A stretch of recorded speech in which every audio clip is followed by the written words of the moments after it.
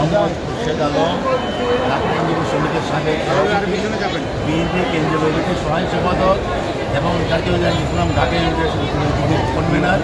তিনি আমার সাথে আছেন ঢাকা আইনজীবী সমিতির বর্তমান সাধারণ সম্পাদক চৌধুরী ইসলাম, জাতীয় আইনজীবী ইসলাম ঢাকা ইউনিভার্সিটির সম্মানিত সদস্য মিরাজ হোসেন ফারুক এবং উপস্থিত আছেন জাতীয় আইনজীবী ইসলাম ঢাকা ইউনিভার্সিটির অন্যতম সদস্য সেনী সহ আমরা এখানে আছি। আমরা সেই মামলাটা ফাইল করেছি।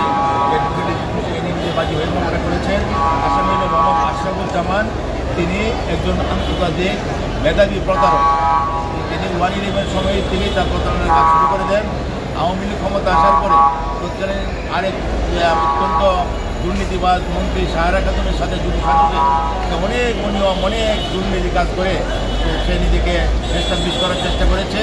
এরপর জুলাই আগস্ট বিপ্লবের পর সরকার পরিবর্তনের পর সে তার নতুন তার পরিচয় গোপন করে নতুনভাবে সে আমাদের তারুণ্যের অহংকার আমাদের দেশনায়ক তারেক রহমানের উপদেষ্টা পরিচয় দিয়ে সে তার মোবাইলের হোয়াটসঅ্যাপ এর অ্যাপ ব্যবহার করে আমাদের দেশনেত্রী বেগম খালেদা জিয়ার রাজনৈতিক উপদেষ্টা মোয়াজ্জেম হোসেন আলাল অ্যাডভোকেট মোয়াজ্জেম হোসেন আলাল সাথে সেই হোয়াটসঅ্যাপের মাধ্যমে ফোন করে বলেন যে আমি তারেক রহমানের একজন অ্যাডভাইজার, আমি যা বলি উনি তাই শুনে এবং আপনি আমাকে যদি এই সুবিধা দেন তাহলে আমি আপনাকে বিএনপির স্থায়ী কমিটির সদস্য বানিয়ে দিতে পারবো।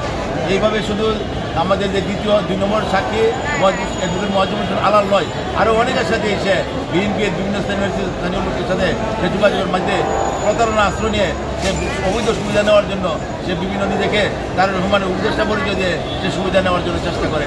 এইটা যখন আমাদের উত্তরে আসলো, আমাদের গ্রামের যে সম্মানিত মহাসচিব ব্যারিস্টার কাইসাল কামাল সাহেব, উনি বিএনপিরও সম্মানিত আইন সম্পাদক, উনি আমাদেরকে নির্দেশনা প্রদান করার প্রেক্ষিতে আজ আমরা তার বিরুদ্ধে আমাদের 15 নম্বর আদালতে সিএমএম কোর্টে 15 নম্বর আদালতে আমরা মামলা ফাইল করি এবং আদালতকে আমরা সাবমিশন রাখার পর আদালত সন্তুষ্ট হয়ে অপরাধটা আমলে নিয়ে তার বিরুদ্ধে সরাসরি ডোবে বা ওয়ারেন্ট ইস্যু করেন এবং তাকে গ্রেপ্তার করে আদালতে এনে হাজির করার জন্য নির্দেশ প্রদান করেন।